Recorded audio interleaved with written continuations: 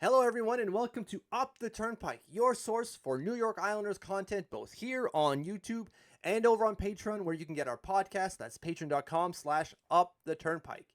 In today's video, we're looking at the top 5 goals from the Islanders' 23-24 season. Now, right off the top, I think it's really important to say that goal rankings are wildly subjective.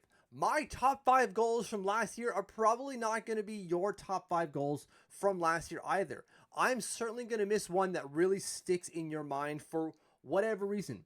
My list is by no means golden and yours garbage. If I miss one of the goals that you liked from last year, say so in the comments below. Now, second note, this ranking is in no order whatsoever.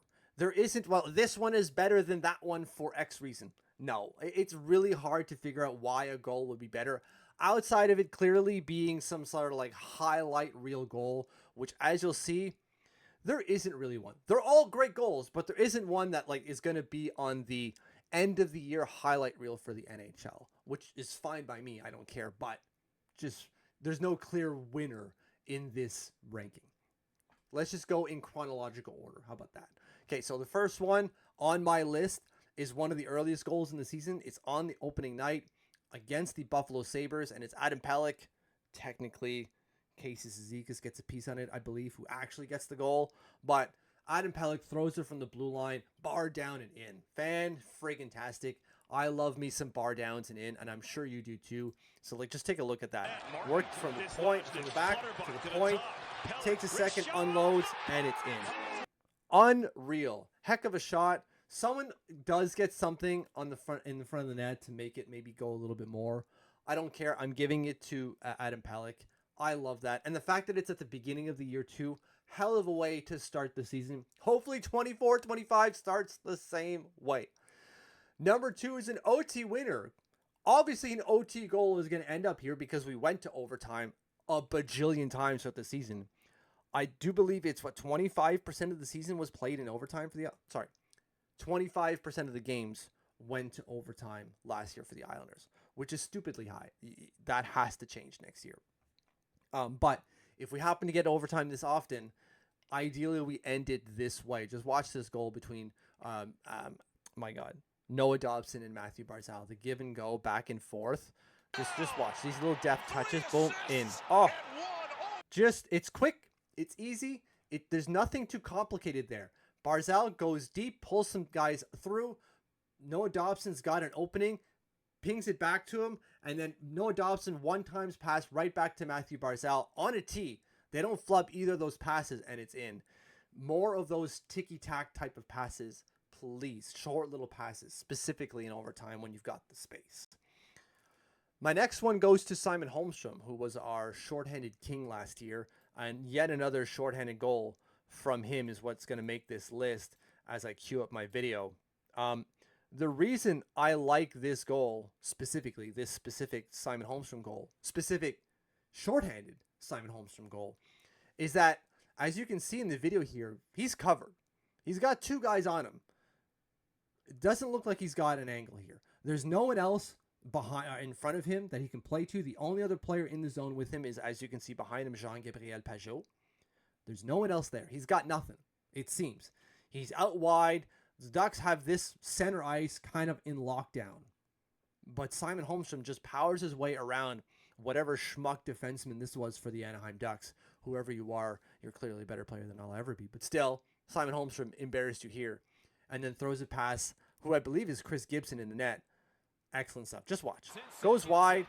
Boom. In. Oh, incredible. Incredible stuff from Simon Holstrom, who did it often last year.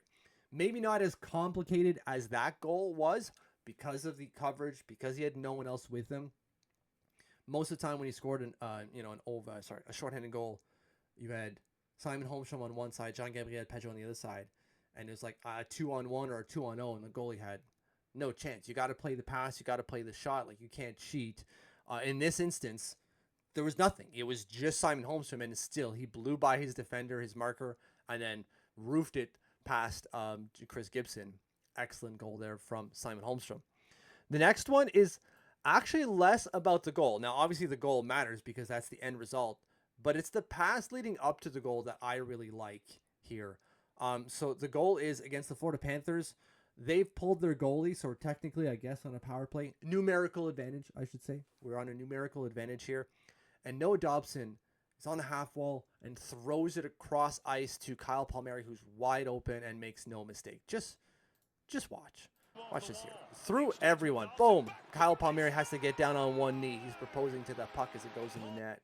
And no mistake. That was a hell of a pass by Noah Dobson. And Kyle Palmary, just at the rate he was scoring at that point of the year, was not going to miss at all whatsoever. And then my number 5 here, it's a goal against Toronto because it has to. Lol, so Toronto. Maybe you can already guess just by who they're playing against. But the goal is career goal number 1 for Kylemalin in the NHL. Comes out of the box and scores. Just excellent stuff from Kylemalin. Just watch. And like he undresses the Leafs goalie. I don't even know what it is. Doesn't matter. Undresses him completely. And this is Kylemalin here. It's not a skill player, if you will. Clearly ton of skill in his game, but not what you would define as a skilled player, but undresses the Leafs goalie. Just watch here. Gets the puck. He's got all the time in the world to set in. Like, he made it look easy. He really made it look easy, and that's what makes that goal so impressive, is that it looked easy. It wasn't by any means, but he did the thing. For the first one in your career, and your dad is coaching you on the bench too, oh, all the feels. Goosebumps. I got goosebumps remembering that one. So those are my top 5 goals from the Islanders 23-24 season. If I missed one, and I'm sure I did, let me know in the comments below. Thank you for watching. Thank you for subscribing, and we'll see you later.